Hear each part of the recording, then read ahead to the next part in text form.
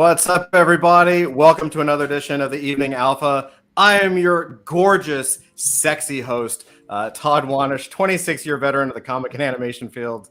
And we are here tonight for another amazing conversation. I am very excited about this one. This is near and dear to my heart. As you guys know, I've been in animation most of my career, 26 years animating, directing, launching, I think over 150 commercials, pilots, you name it, I've been doing it. And so it's anytime that I get to speak to another animator, someone who knows the pain and suffering of frame by frame animation, it takes a very unique mind to say, yeah, I want to do that all the time, forever. So I'm super excited to welcome Dave from the Rumblerz to the program tonight. Rumblerz, just so you guys know, is a claymation comedy fight series. And what's so cool about it is that it incentivizes community input and it also pays holders for participation. Dave, what's up, man? Welcome. What's happening? I'm honored to be here. I'm so excited to talk to a GOAT in the industry who also understands how hard animation is. Dude, I know. It's I think it's a rare breed. There are very few of us because I still get questions like, oh, I thought doesn't a computer do all of that stuff? It's computer. Yeah, I'm not here to FUD, but I remember when Invisible Friends came out, everyone was like, wow, they're walking. I was like, in place. Come on. Like, it's not hard. They're walking in place. Come on. Yeah, exactly. It's like, oh, that's great. It's a walk cycle. That's cool. Yeah, I know. Yeah. So I was like, they're just closed. What are you talking about? So really quick, man. So tell me about Rumblerz. Rumblerz, the TLDR is we are a claymation fight show. The fun part is as someone who makes animation, you get it. There's a lot of really good stories that are out there in the world before Web3 even arrived. There's a lot of good stories than people with comics or graphic novels or books that tell good stories. Human beings have always told stories. Just so happens that the space is currently full of a lot of really good IP in Web3. And we decided that rather than, well, actually at that desk right behind me, New Year's, I had this epiphany where I was a little disheartened with Rug Radio. Turned out they were monetized Twitter spaces and podcasts. Oh, yeah. Franklin's Jenkins Valet is a cool idea, but it's a children's book for IP. And I was like, I make TV shows. Why aren't we using all this IP in a TV show? And I decided, well, why not me? And so I just spent the last 5 months trying to build a claymation fight show and leverage the existing IP and kind of game the tokenomics to pay our holders. So this is, one of the things that I want people to take away from this is that, one of the things that was during my career in animation was, and I've already harped on it, I think half a dozen times in the 30 seconds we've been live, just how much effort and energy and time it takes. And one of my favorite quotes of all time about what animation is comes from animation director Peter Chung, who was a director. He did Eon Flux. That's what he's most known for. And such a classic. And he said that animation is the illusion of spontaneity. Meaning when you're watching it, things are moving and your brain assimilates those moving images to where you understand what's going on. But in reality, for the animator, for the team, for the director, for the person actually making the content, it's not that at all. It's literally, depending on the cell or the frame, precision. It's precision. Especially with claymation, you're looking at that model or that drawing in my case for 5, 10, 15, however many minutes before you move it to the next frame, before you get to that next frame and next frame and next frame, before you hit those keyframes. And so it's the exact opposite experience for the person making it. So how have you found, at least in the NFT space, because you're bringing something that's so traditional, there is nothing more you can't get more traditional than clay and sculpting and trying to bridge that hand, right? They're actually in it and trying to bridge that to Web3. Like, how has that been? Do people get it? Are they like, what do you find yourself explaining how the process is? Do they think it's 3D animation? Like, what's the? I mostly have people, well, first, the people that do 3D rendering, like 3D animation on a computer, most of them reach out to me privately and are like, wait a second, just to confirm, that's actually stop motion, right? And I'm like, yes, it is. And they're like, oh my God, that's insane. I can't believe you did that. You're nuts. I can't believe you're doing that. And I'm like, well, there's a reason we're doing it. I would liken it to a little bit about me, just real quickly. I kind of landed in production. I was a philosophy student and then a structural engineering student. Oh, wow. I always loved this idea called, from the 70s, camera obscura. Oh, yeah. It's such a philosophical standpoint where like video kind of hurts our memory. When you record something, you're recording audio, and the human brain likes to remember things the way it likes to remember things, and video can steal that moment from our memory a little bit. So I've, number one, always found myself, rather than taking a video like on a phone, I'm always the person who shoots like 700 bursts and then just goes to my computer later so I can remember the memory how I wanted to remember it, right? Oh, smart, yeah. So like, and I can remember the motion and what happened, but I don't remember the audio, like your grandma yelling at you, like, close the fucking door or anything, you know, like some of that you don't always want in your memories, right? So you want to remember it the way that your brain wants to remember it. And that's important. So I kind of found myself in stumbling into stop motion, number one. But in terms of getting into production, that's also the physical side. As I started as a prop maker. So I was always passionately into physical things, and I liken stop motion and the value I place into it in the same way that, like, you know, we're both in the States here.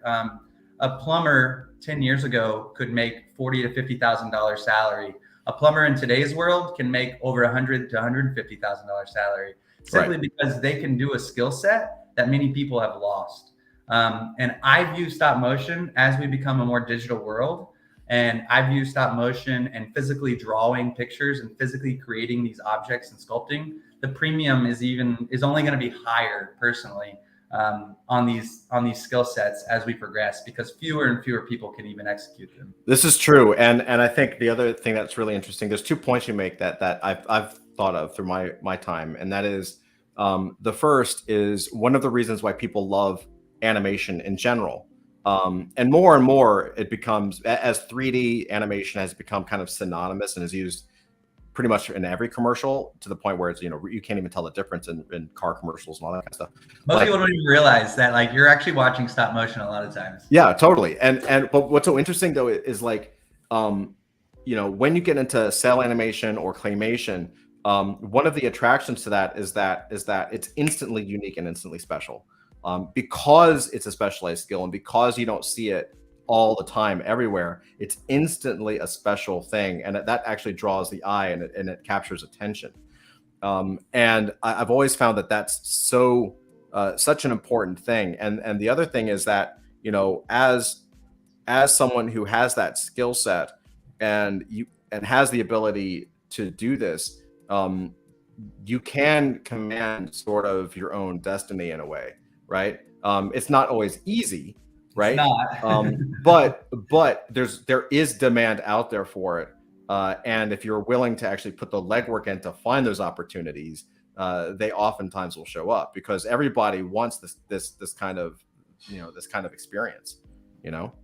I hear you subconsciously saying brand work. You know, you got to pay the bills.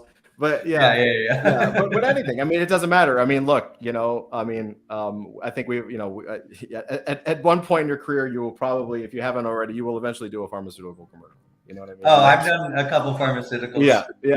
That's right. We all have, yes. You know, yeah, man. So what was the driver to say, okay, cool, I'm going to take claymation and I'm going to bridge it to Web3.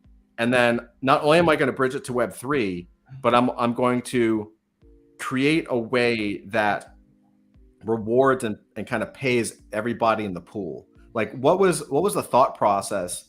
Because that's another thing. Like, we're in the same in the same camp. Like, adult fantasy is working towards that goal as well, right? Because because we believe one from my personal background, after growing up and seeing these legends in comics and just legends and even in animation, basically get the short end of the stick for the things that they created, and having then walked the same, even knowing that but having to walk the same path as I went out and got freelance jobs and all this stuff, and then ended up pitching shows and turning down deals, like, because it was the same short end of the stick, right? And so for us, it was like, okay, well, we want to create something because, you know, I watched as the legends that I admired get old and then have to beg on GoFundMe so they could pay their hospital bills, while the characters they invented were making billions of dollars. And I was like, this is just wrong. Like, you don't have to be a billionaire, but you certainly should be able to pay your medical bills. You know what I'm saying? Like, so what was kind of like, and I assume it's a similar take, but I don't want to jump to conclusions. So I'm really curious of your perspective. You know, I mentioned that I came in as prop maker. I've been really lucky. I'm also, for what it's worth, I'm a union art director and production designer here in Los Angeles. But even saying that, like, hey, you've seen the Jake from State Farm commercials, those are mine. Like, you know, I had a ClickUp Super Bowl commercial this year. Like, that was mine. That's really fun. Right. Yeah. Right. Yeah. But like, at the end of the day, like, I was still paid the rate. I was a contract worker. The only people that have protections in our industry and production is Screen Actor Guild, SAG. They're the only ones who get royalties, which the term is residuals, right? They're the only ones who get residuals long term. Oftentimes, potentially a director, a producer, or an EP potentially can get those, but very rare that that's passed down through people. So to answer the question, what kind of inspired me was, I think deep down, I'm just a big hippie. And number two, I kind of got into crypto as stable coins. I was really into the idea of DeFi in 2016 and 2017, and it's been my draw. It's what got me in the space. It's what ultimately converted me over to NFTs some. It's just the idea of decentralization and giving the power back to an individual artist. So the short of the long would say I was interested in the governance of individual creators. A lot of times, to your point, we get brand books that tell us exactly what we need to execute. And there's not a lot of room for a person that's spent their entire life being a creative. Now you're not creating, you're just kind of formulating off of someone's formula in an office. And they were creatives in their own right. I'm not disrespecting anyone's work on their side, but simply saying, like, I wanted to build something that, one, provided loyal equity, stake, and ownership in what you're creating.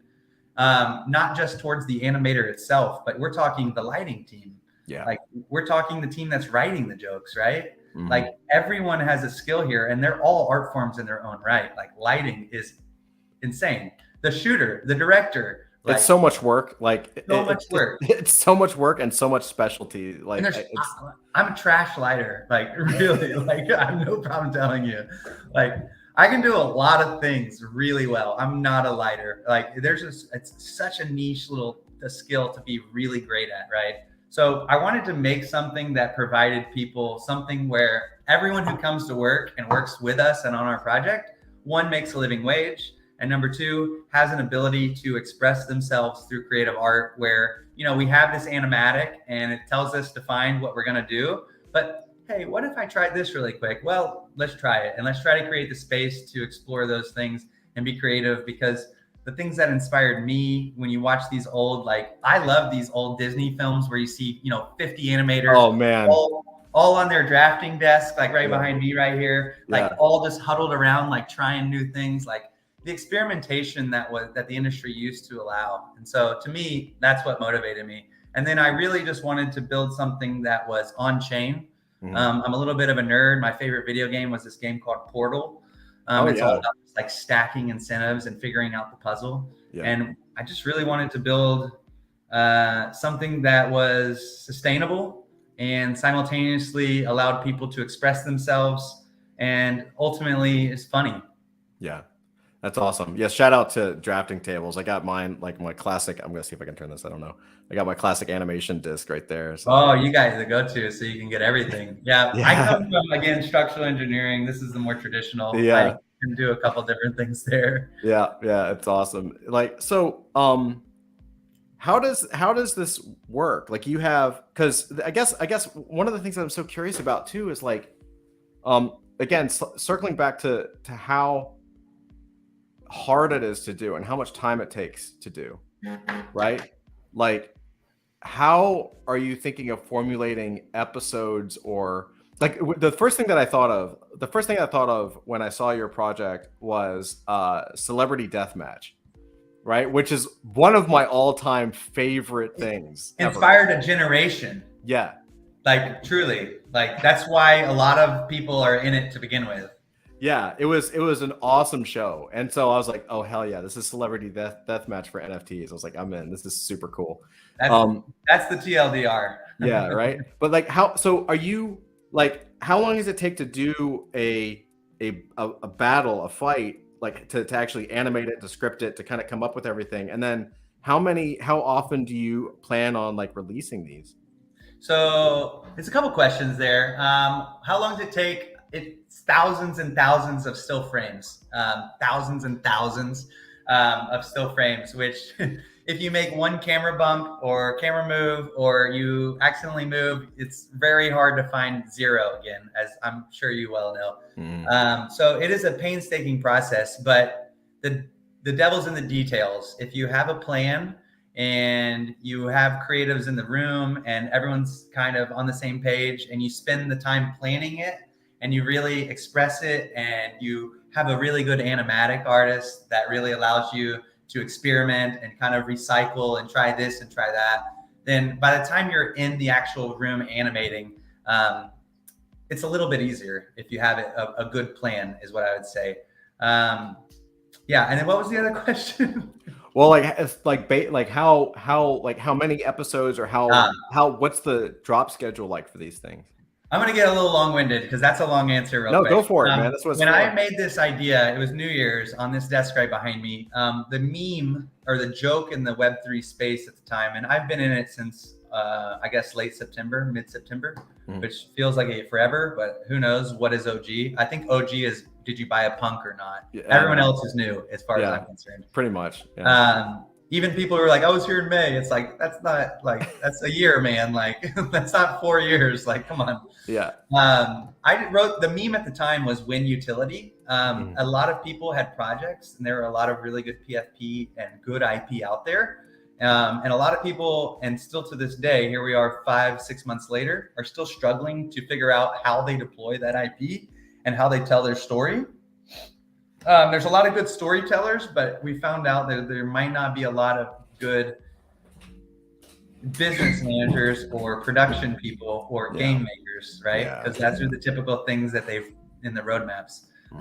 So I wanted, this is not a joke, at the top of my notebook, I wrote, I want to be utility for all. And that's what we spent 5 months building, was designing our tokenomics to be sustainable, making sure we couldn't get front run and botted, also writing the jokes. The other big thing is we brought, a lot of teams go to mint and then try to figure it out with the money. Your sigh hits me. I got chills just from how real that is. Yeah. Like, to me, that's the biggest, it's so frustrating. Like, you have millions of dollars and you can't figure out how to execute. Yeah. Maybe I'm just going to stop saying negative. No, go. You can go for it. I mean, you know, I think I hurt some feelings. I think I have to just ride that out. But simply saying, like, we spent the time. I actually ended up finding writers, like a writer at Paramount and Netflix, who happened to also be like degens in the space for almost a year. Oh shit. Okay. So I found some people that are dead fellas that are experienced writers. That I happen to also be a dead fellow within my community, which is also the beautiful thing about Web3, is the communities that it has created, and the support system that is created. It turns out that we found an audio guy, we found some animators, we found some writers. And so we spent 5 months writing scripts and trying out animatics and kind of harnessing our vision, getting set up legally, figuring out our tokenomics, how we can pay people in ETH and not be illegal. We found that's my next question. You're not going to get the answer out of me, but I'll answer it as well as I can. Fair enough. But no, yeah. So we spent all this time just building it. I wanted to, before I asked people for money, we wanted to make sure we could deliver on their promises. So that is where my answer comes in. Is there'll be 2 full seasons upon mint out. We're a fully on-chain company. So our accounting department is the blockchain. So initially mint, the money moves, and there's a PDF document on our Twitter where initially upon mint, the funds move to initial set aside funds for 2 full seasons of the show. And then it rose to a community wallet. From the community wallet, it rolls to a disbursement contract, which goes to our holders. After dispersing 50% of funds to our holders, the remaining funds go to the Game Productions, our parent company's wallet, which then pays us, our staff. So we wanted to simultaneously, here's our punchline. Whether you are a blue chip or a rug, the punches land the same. We wanted to see apes fighting goblins. Right. There's no reason why everyone doesn't deserve to be on the same stage together. Equality and representation matters. It matters now in this space too, where we're really creating a caste system accidentally in Web3. But that's also true. We wanted to be so on chain that our other punchline that we came up with, like to motivate us for the last 4 months, was a contract that's so smart we literally can't rug you. If you're promising to deliver this show, then we will promise to deliver it, and it will be on chain, and we won't be able to touch the money until we deliver the show. That's awesome. It's so I find it fascinating. We talk about this a lot. Is that there's so many projects out there that from my perspective, from someone who is actually a producer, and I'm sure as you've mentioned, yours is your perspective as well. You see these roadmaps, and it's like they're pre-mint, and the roadmap is the utility is IRL events, comic book, animated show, feature film, video game, and you're like, and it's instantly. I mean, I think maybe the first like half a dozen times I was like laughing, and then I got really sad. And then that's where I've been the last 9 months. You can ask, like, literally, I've been the most Debbie Downer with some of my private chat friends. Dude. Because like they're like, "What do you think about this project?" I was like, "Don't touch it with a 10-foot They can't do it. It's not possible." And it's so I think it's this is why it's so important to especially highlight and push when someone knows how to do it. They have the background to do it. Like, you can tell because they promote it and they show it off. Like, there's no question that you can do this because you can just, I mean, it's obvious. Well, you've privately seen some of the videos, but yeah, right. Well, sure. But even looking at even just the website, right? Like just being able to have an image of what you're actually doing and not being like all mysterious about it. Like, and it's like, I think it's a mark of a professional that you only put out, you have to be very careful, or at least try to be very careful about what you put out there, because people will keep you to your word, as they should. Right. And if you put out there, I'm going to do an apparel line, and we're going to get a Netflix deal, and we're going to have an animated series that's animated in Japan, like our anime is coming out, then like you better have those connections and that shit lined up. And I know you don't, because I've been down that path. Like, and also, why aren't you writing it right now? Why aren't you working on it right now? Right, exactly. Well, show me what you're working on. Let's talk about the one thing that you're working on, and it doesn't even have to be big. I think one of the reasons why you have projects like Goblins Pop is that they were like, we're not doing jack shit. Yeah, and at least they were real about it. I mean, I don't have one, full disclosure, but I do kind of love the idea. Yeah, I don't have one either. But biggest middle finger. I have a feeling the middle finger in the market sends it back down soon. But also, like, I do kind of love it.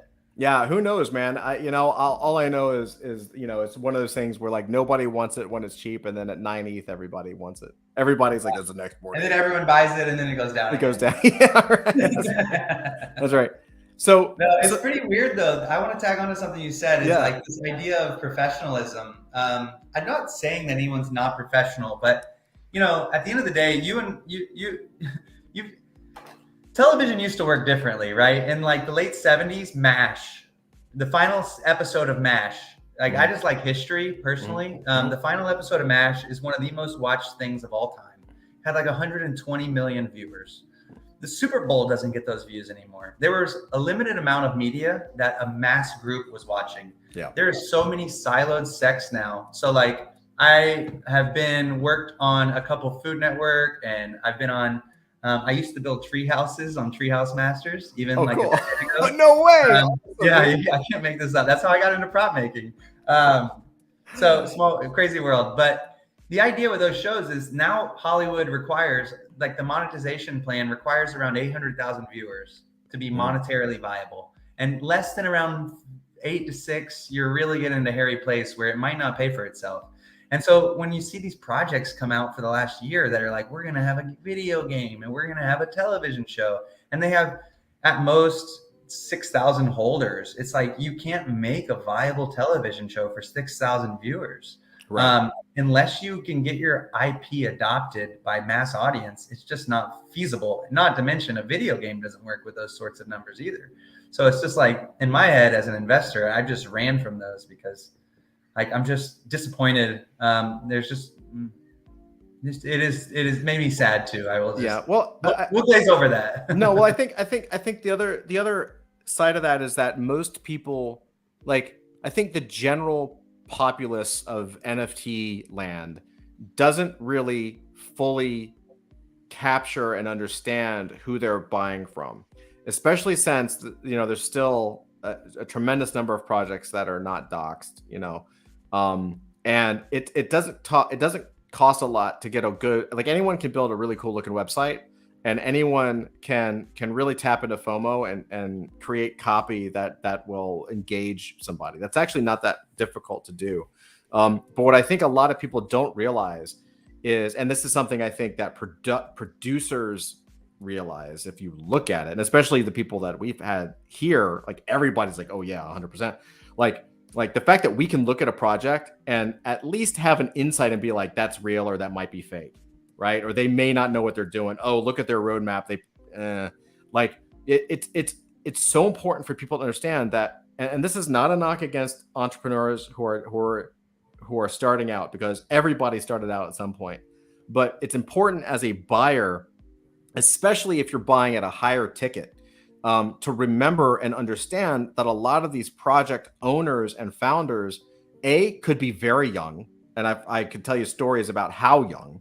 Right. I've been on video calls. You don't have to tell me. Yeah, and two, or B, and B is like that this most likely, in a lot of circumstances, in a lot of cases, this is their very first product they've ever launched ever. They got bit by the entrepreneurial bug because of crypto and or NFTs.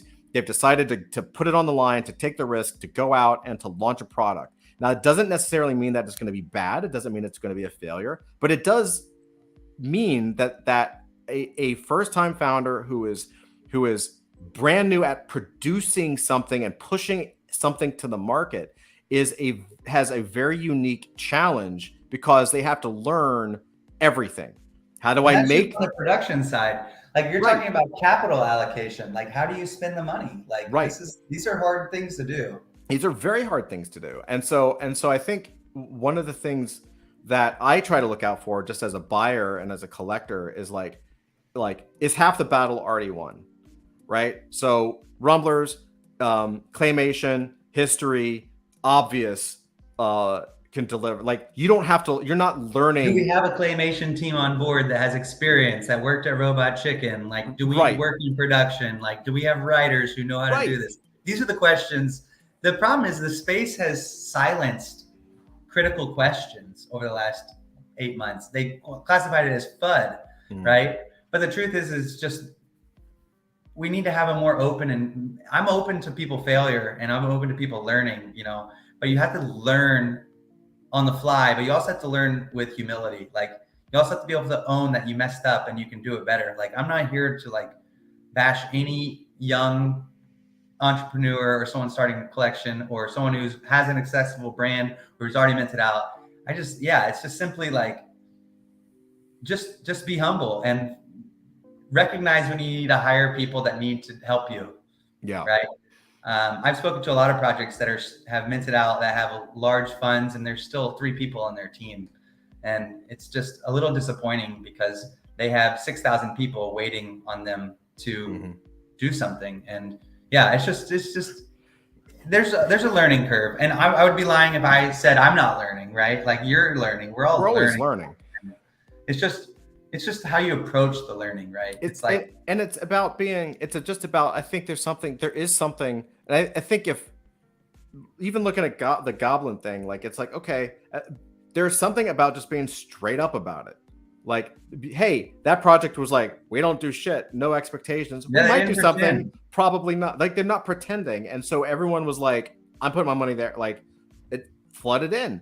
And I think the market wants, and experienced collectors want, and other project owners want a market where people are real about what they're doing. Like, if it's your first project, say, hey, here's the goal. You know, here's some barriers that we're going to have to overcome. Like, being straight up about it, and it's so much better than trying to front like we're taking it to the moon and all this crap. Like, if you have to learn both sides, how to grow or scale or manage all the aspects of a business, and you have to learn how to deliver and create and produce. If you want to go out there as an entrepreneur, then be real about it. You know, the hardest part we haven't even mentioned, it's running a team. Yeah, that's right? The hardest part. 100%, man. Like, running a team and communicating and having people with you and fight for you and with you. Like, to me, that's what's sustained me, to be honest, over the last, the market downturn over the last month or anything like that. Just having people on your team that are working with you towards a shared vision that you trust and you can delegate to, and you don't have to micromanage. Like, that's a hard thing. Like, it's humbling every day. It really is. It really is. And our team's been growing, and it's saving my life, to be quite honest with you. And it's like, mine too, man. Although the running joke and the running joke is like, for every one thing that I end up passing off, like, two things fill its place. So I'm still like, I just like, well, how many people would you have to hire for me to actually work like a regular 12-hour day? I don't know. I was talking to a guy yesterday. His name is Snacks. He's awesome. We know Snacks. We love Snacks. Oh, you know Snacks? Hell yeah, I love Snacks. Snacks is a member of our. He was playing games with us last night. Gosh, I hope this gets sent to Snacks, because I'm about to quote what he said to me. He was like, you need to make an organizational chart with all the jobs that need to be done, that are all being done, and you're going to end up putting your name down. He shared his with me, actually. I actually have it pulled up on my screen right now. He was, you need to assign. So he has like over 100 jobs on his organizational chart. And he's like, I think my name is on like 50 of them. But the thing you should do is make this right now. And then everything your name is on, find someone else to do that for you immediately, and you'll be better off. And I was like, that's a really good word. I'm so glad that Snacks knows you guys. Yeah, man. Like, we were playing last night. He's awesome. Shout out to Snacks. Shout out to Snacks. Pizza Dow. Y'all go see Pizza Dow. They're the shit. That's right. All right. So I'm gonna jump in, and I'm gonna pull this out of you because I am genuinely curious. So the actual idea of making sure that everybody in the community is paid, right? I know the challenge. There's challenges there, right? There are legal challenges there, and a lot of legal challenges. And I've seen some creative ways to do it.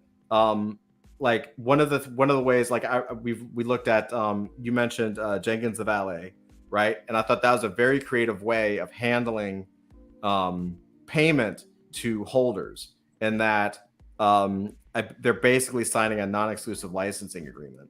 And then because of that, they can actually pay out a fee, right? For usage, like a usage fee. There are other projects that I've seen that essentially request, and this is all opt-in from the ones that I've seen.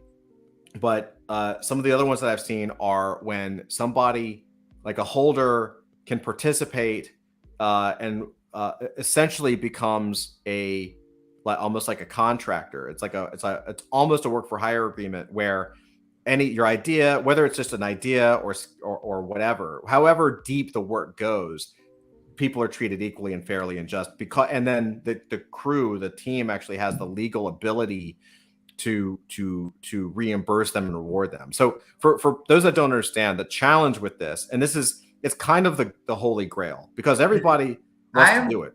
I'm debating, like, we're in talks to potential patent. Yeah. Like it's the holy grail as far as we're concerned too. Yeah, it is. It's a really interesting thing because you can't. The problem is, and a lot of projects, I'll tell you right now, and this is just my opinion, anecdotal, do your own research. But projects that say that just say, hey, we're just going to pay you directly, hold our stuff, and we're going to pay you from secondary, just from holding it. They cannot do that. Like, they do that. There are plenty of them that do, but I'm telling you right now, at least in the States, that is making your asset an investment, and then by making an investment, you're going to fall under SEC rules, and you're going to get crushed. Security. You're a security, and so you cannot do that. And I see a lot of younger projects that just don't either know or don't care. I always fall on the side of optimism, so I'm like, they probably, again, knowing the space and a lot of the founders, they probably just don't know. They haven't done their research. They're like, oh, it's a cool idea, let's do it. Or maybe they don't give a shit. I don't know. I think some people are like, do it and ask questions later kind of a policy right now. Or get in, get out, right? Get in and get out. There's a lot of that. Yeah. Like, so I'm curious, and I don't want to obviously spoil any secret sauce. But I mean, let's be honest. I mean, we're already built out and we're already rolling. So like, we can talk about it. Okay. I'm just curious about like what you guys like, because we all face the same challenge, right? And we're certainly, like, full disclosure, we're looking at those types of models too, right? Like what kind of opt-in terms can we bake in, so when people say, hey, yes, I would like to participate, and that way we have a pool of people who, as they contribute to the lore or they contribute to the art or whatever, marketing, like, as they contribute to stuff, they can actually get a payout from, or a reward from, the actual project. So I'm curious how you guys are approaching that.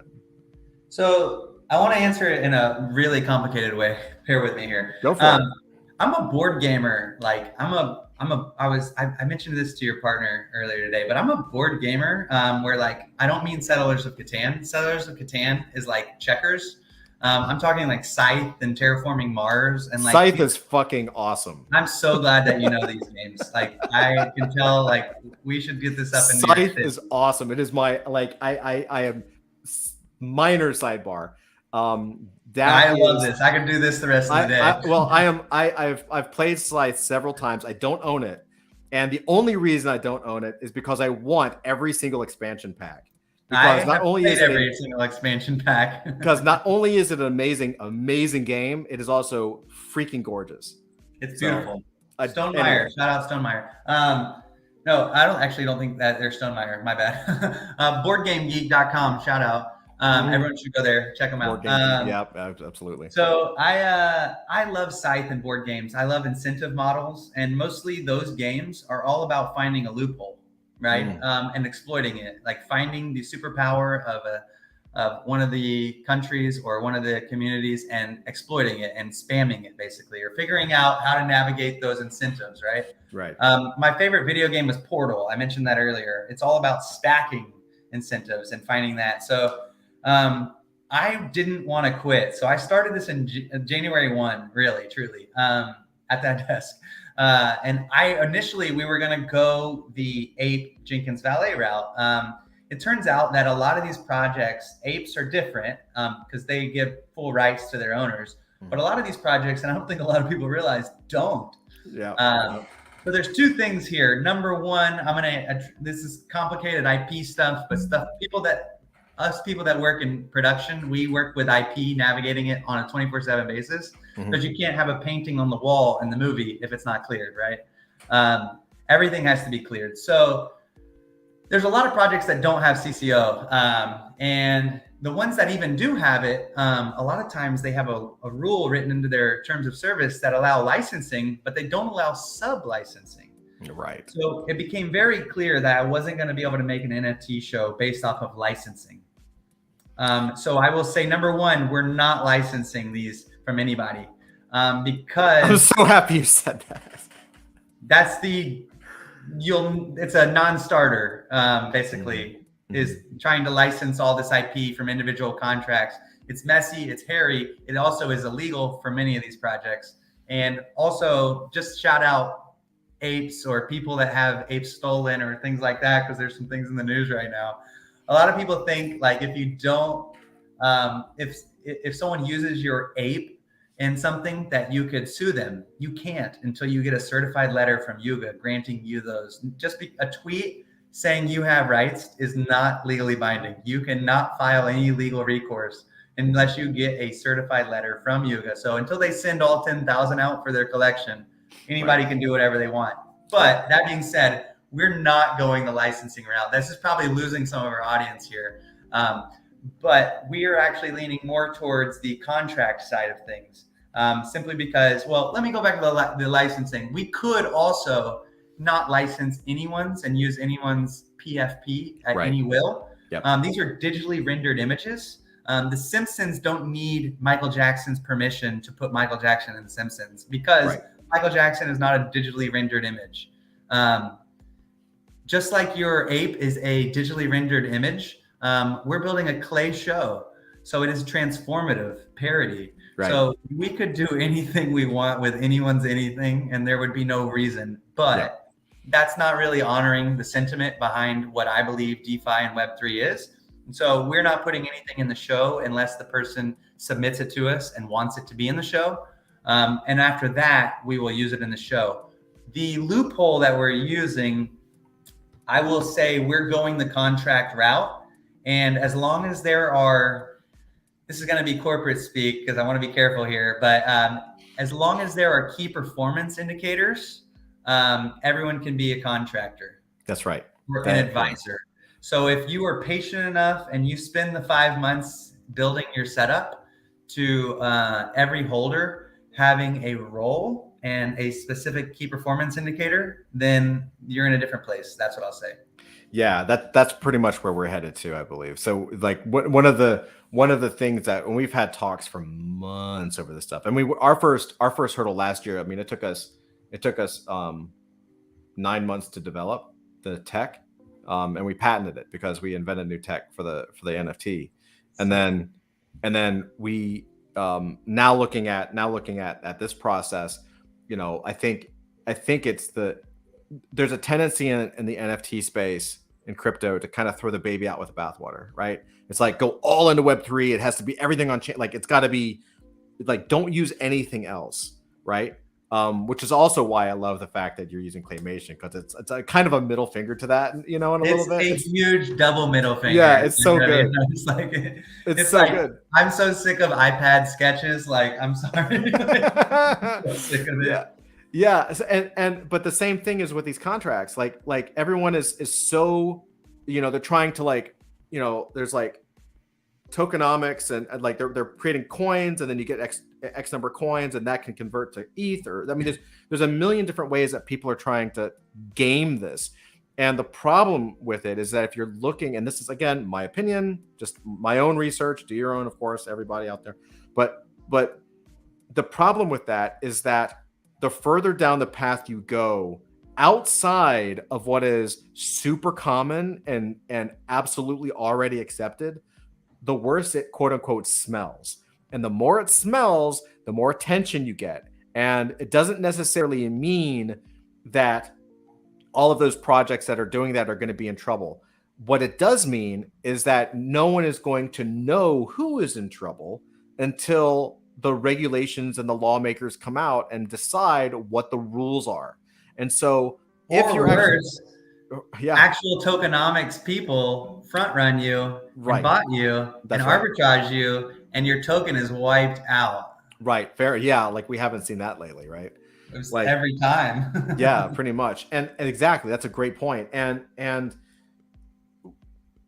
why not use what's already there and something that any lawyer or legal team, regardless of their knowledge of Web3, regardless of their knowledge of blockchain, could look at and say, this is normal, right? Well, I don't understand Web3, but this looks totally normal and acceptable. I'll give the last little hint here is The better word for you to look up would be not royalties, but residuals. Yeah, right. 100%. Ronald Reagan passed the law that we're going to be using. Oh, interesting. Okay. I love this. I love the little games that you're Yeah.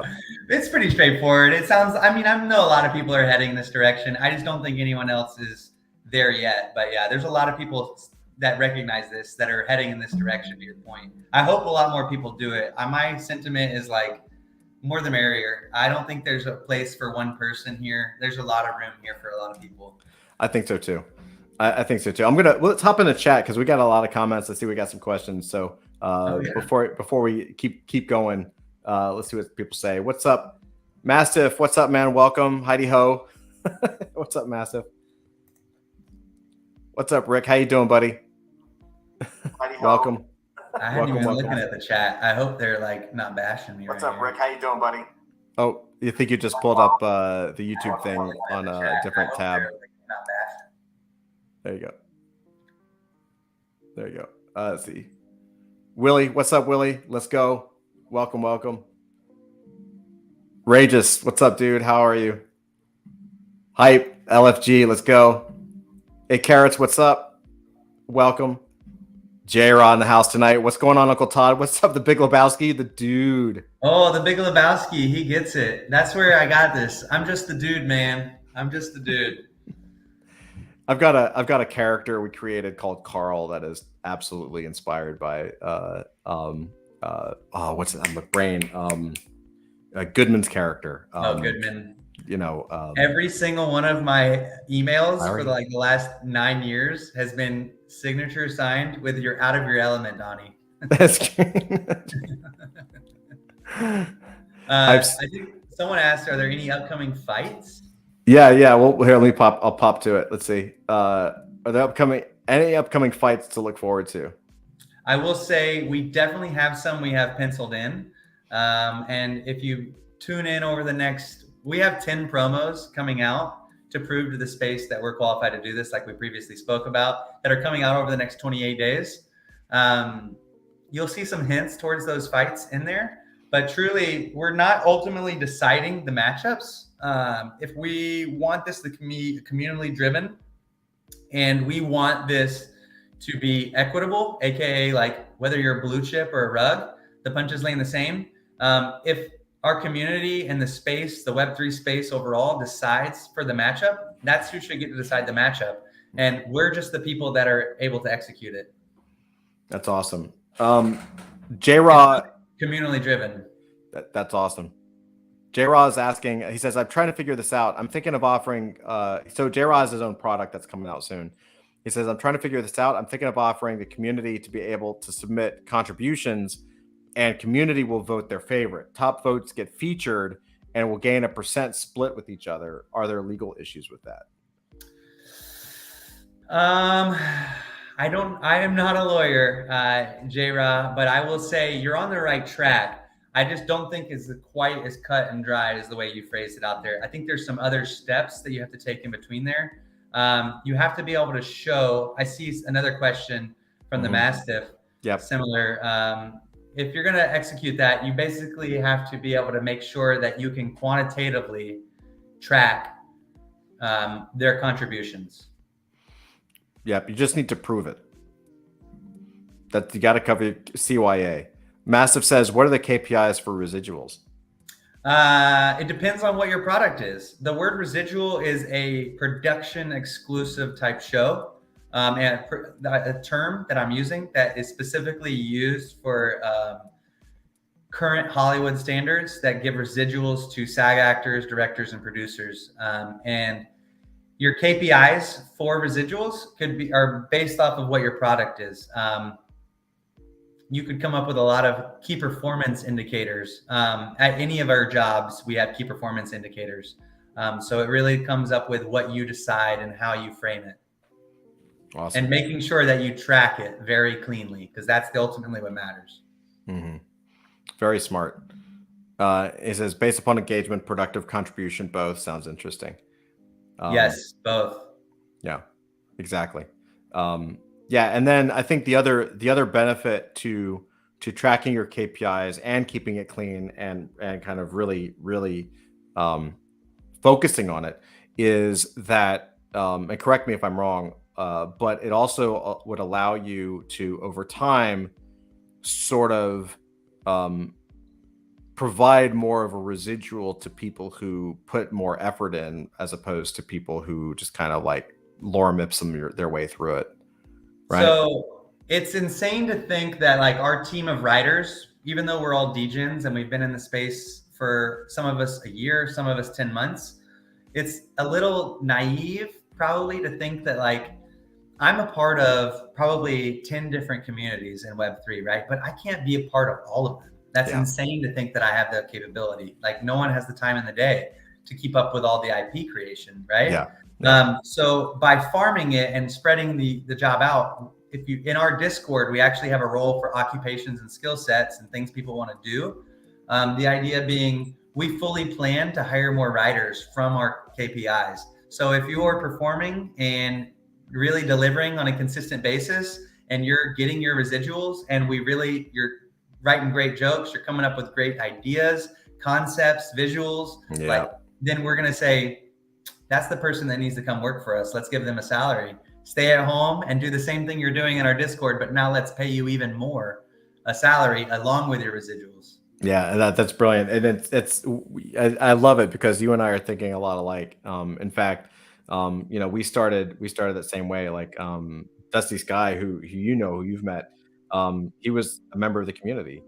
He is a member of the community, and so it's fantastic. I mean, and I think what I like about this model, and I'm really interested just to see yours and dive into it as as it takes off and everything, is that it's fair, it's equitable, and it also has a merit to it where you by allowing people to have different jobs, right? Because you're basically you're actually pulling in aspects of a DAO, right? Where you're like, hey, we need all. I wanted to be a DAO, truthfully. Right.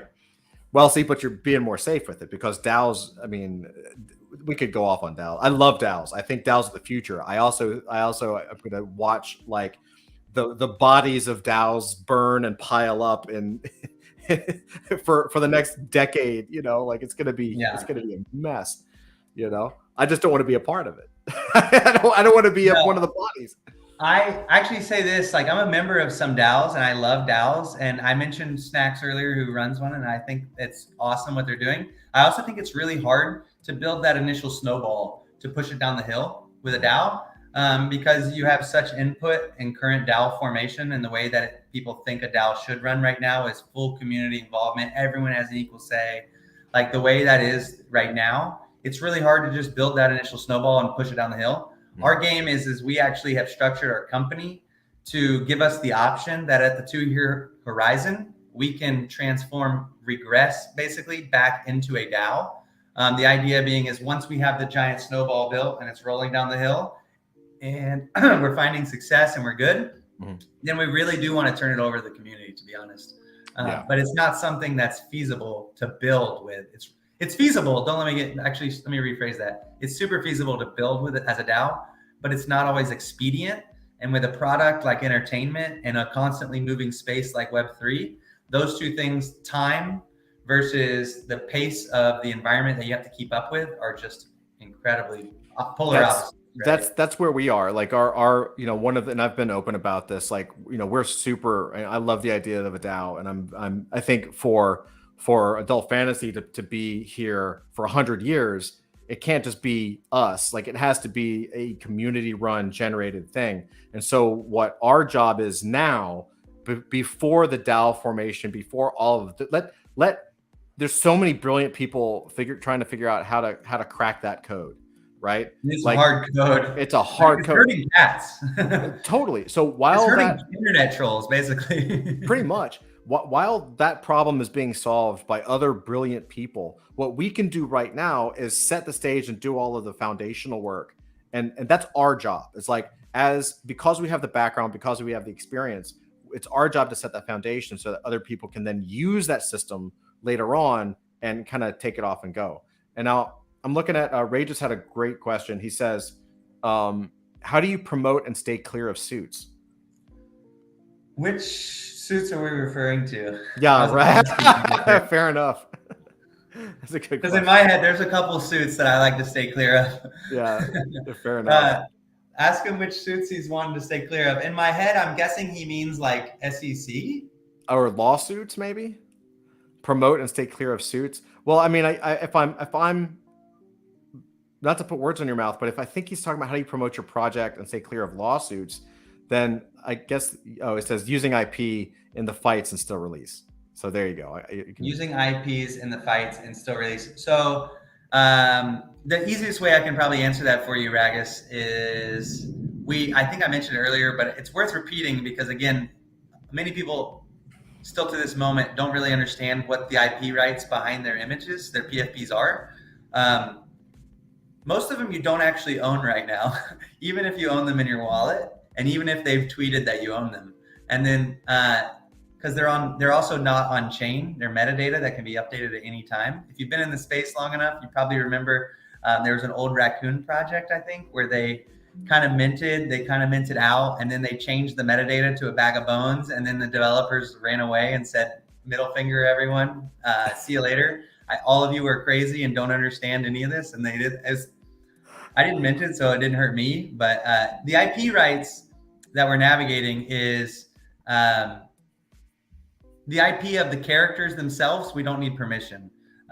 Secondary, because we're claymating, it's called transformative law. The easiest way I could say it is I can't go make a Coke can and put Coca-Cola in it, but I can draw a Coke can and they can't do anything to me. I can make a digital Coke can and do anything with it, but I can't use a Coke can because that's their product.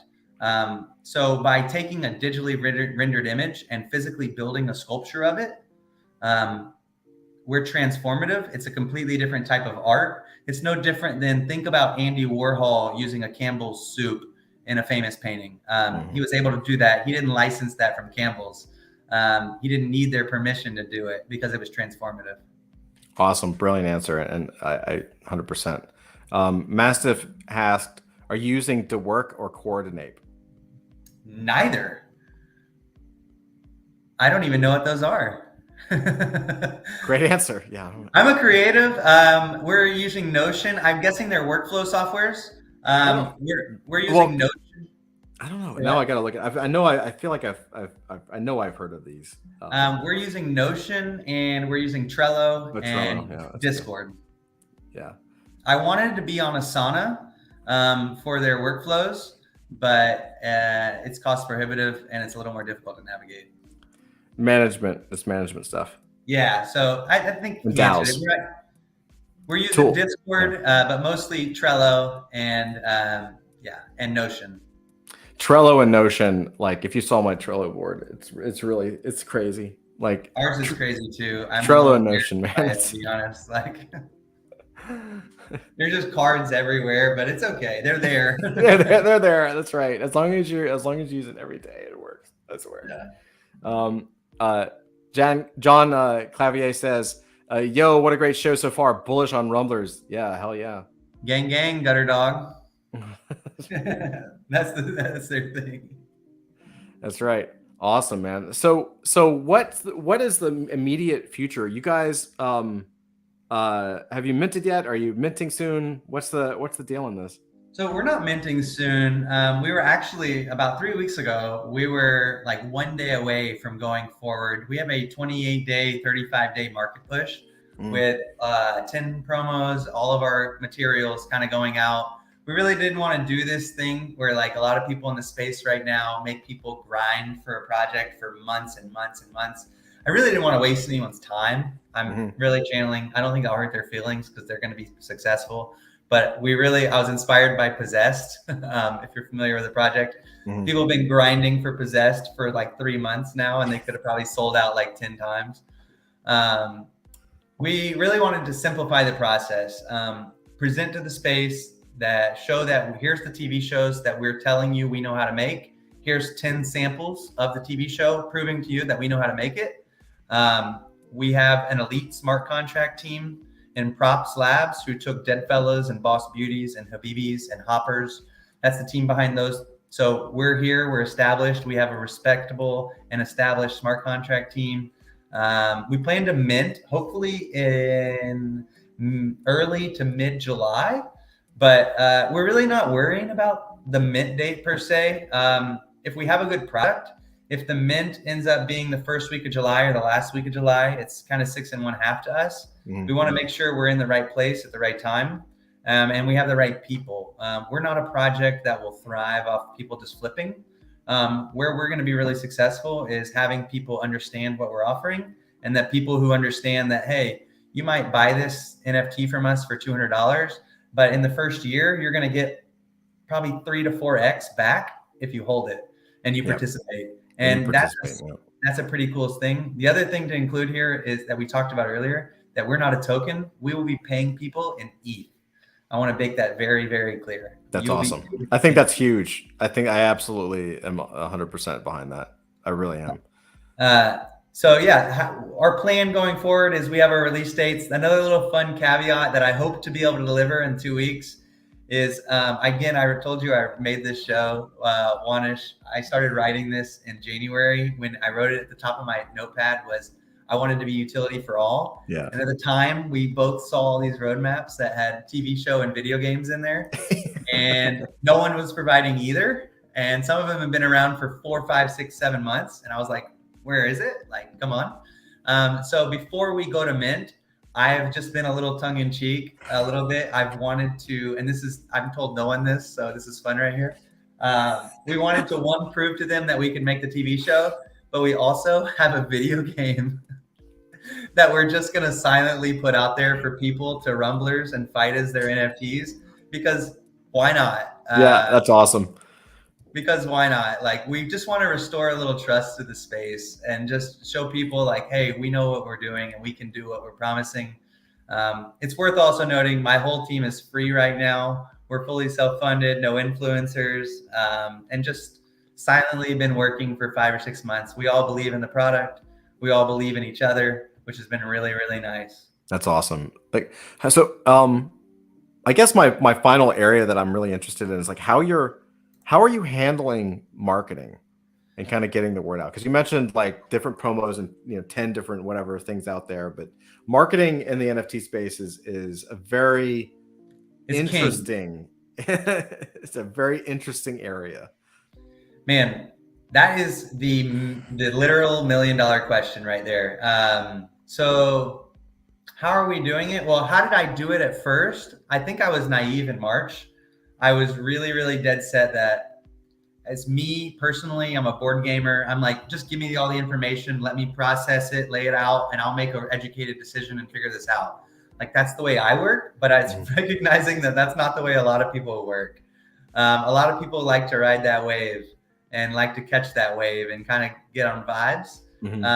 So in March, I was pretty confident that I would just get to put this out and everyone would recognize how good it is. And all I got to do is put it out there. And guys, I'm going to have a video game and a TV show, and it doesn't matter. Like, just recognize that. And this is why you can trust us. And those are fundamentally true, right? Yeah. Yeah. But that's not ultimately like the way the world works at all. And I think that was humbling for me to recognize that. So we brought some people on our team who also are free, who also have some skill sets, and also it's a big teamwork thing. We decided that we really would just put all of our ammunition kind of in a condensed time frame. We all have short attention spans. We didn't want to release a video every 2-3 weeks and expect to build over 5 months. We decided that we wanted to have 28 to 35 days, and every 2 days we have another video drop or another little piece of animation drop to prove to people like we're here to stay and we can do it. So that's our approach. We'll see if it's successful. I will say the number one return for me on marketing, though, has been less about the flash and more about relationship building. Just, 100%. Oh, yeah. You guys slid in and talked to us. And rather than me say, what are you going to do for me? Like, what do you guys have for me? It was like, man, I'm going to click on this. I'm going to read about them. Oh, this looks awesome. Yeah. This looks interesting. Like, let's talk to them. So then I talked to Dusty, and he's incredibly kind. And I'm like, well, let's do this. Like, this is a good space. Like, this is how it should work. So Yeah. our number one marketing tool has been relationships. Yeah, that's awesome. That same for us. Like it really is that the number one thing is just being cool and being real and reaching out to people and not worrying about ego and just asking for help or asking for advice or it really is. We are blessed, I think, in that right now in the time in which we are in this cycle, in this age where we are with Web3 and NFTs, is that we're still in that very tip point where people are still willing to help out and hook up. You know what I mean? I don't think in 10 years it's going to be like that, No, I actually don't think by the end of this year it's going to be based off of hype. I think we're going to start seeing a lot more critical questions over like the next couple months. I think we're starting to see them just over the last 3, 4, 5, 6 weeks. Mm-hmm. And to me, I'm like silently like, yeah, about fucking time. I know. You and me both, man. You and me both. But it's exciting to see. I think it's just evolving. Like I read a story recently. Someone was talking to me and I went and I think it was actually Jeopardy. They were talking about early New York City. And you go back to when the city was first built, early New York City, there were a lot of grifters. Mm. You could get away, hey, I'll sell you this plot of land that I don't actually own, right? There's a lot of grifting that took place. And it's been happening that way for a while. But every new developing space and market and community is really what we're building here. Like this giant space of, at this rate, like 800,000 to 1.2 million people in the space right now. Yeah. That are participating. And it's one of these things where, there's going to be some negatives. I think if people hang around long enough, most of that gets washed out. Some of them get arrested. Some of them make off filthy rich.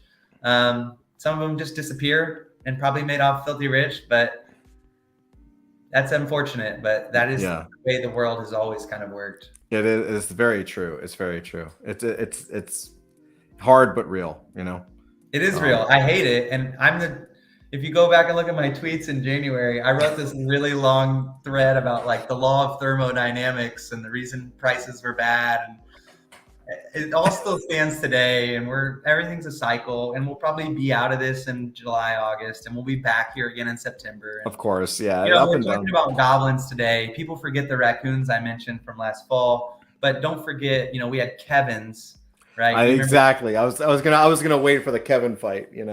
Kevins. We had MFers and the derivatives behind stick figures. Like we've seen this before, and it's a cycle, and it's gonna keep happening. But it's also kind of fun. It is fun. I don't mind missing it, but I like watching people freak out about it. I do mind missing out on thousands of dollars. Well, yeah, but also if you stick to your guns and you may not win the lotto ticket, but you may end up buying the house or the car that accrues in value. Yeah, there you go. Slowly. Yeah, and I think that's the smarter way to do it. I think that's for long-term sustainability, growth, and like protection for yourself, for your family, for your business. Like, it only truly gamble if you can really go for it. If you're okay and if you're gonna gamble, just admit to yourself that it's gambling. Like, right. Hey, there's this goblin. They have no reason for it at all. I think I want to gamble with $2,000. Like, right. At least recognize you. what you're doing. Yeah, for sure. Zachary Kerwick says, "Let's do this," which is awesome. I'm hyped, Zach. Join the Discord if anyone wants to, and feel free. We have a casting call starting next week. We will be casting. So we've currently casted like a security guard. We've casted our custodian, and these are things where the community right now, and again, we're small, we're going slow on purpose, to be honest, because it builds that sustained movement rather than influencers. So join in, and we'll be casting for another role. Submit it. We ask everyone to submit like a brief synopsis of who you see that character being and what they sound like. And for even some of them, we've already reached out to some of our community for our promos and had them record their own voiceovers, which is really, really fun. That's really cool. You're going to see some videos come out over the next 14 days. Actually, like 5 or 6 videos come out over the next 14 days. And in those videos, there were just people sitting on their couch, some of them recording audio for us, which is really fun. That's awesome. Bad Kitty says, fantastic show. Love the conversation. You guys are awesome. Ray just says join the Discord. There you go. Thank you. Join Awesome. up. Good support, Ray. Just awesome. So where can people find you? How do they hook up? All the information. Oh, I'm in the chat right now. I'll throw it in there. Right on. So we can go, but so I'll start you off since you're typing. I know you can go to rumblers.xyz. It's Rumblerz with a Z. So Rumblerz with a Z .xyz. That'll give you all the information. It'll also have the links to Twitter. Dave will put all the links in chat for everybody here. Yeah, Dave, thank you so much, man. This was a fantastic conversation. Yeah, no worries. It was a pleasure. Absolutely, and we'll hook up. We'll bring you into the after party. We'll bring in the Rumblerz crew into our game nights. Hold on. I gotta give someone a shout out. I see Patches. Patches is a friend of ours, and I just got to give Patches a shout. Patches has been an OG and always shouting us out. I appreciate Patches a lot. Welcome, Patches. That's awesome. For the record, we'll be in New York City. I look forward to meeting you, Wanish, but also anyone else, join us. I'll be down in Times Square. We'll be down there. You'll see us. You'll be posting now. Will you be posting this on your Twitter feed when it comes up? Yeah, we actually have an event in NYC that I would love to have everyone join us at. There's a lot of room.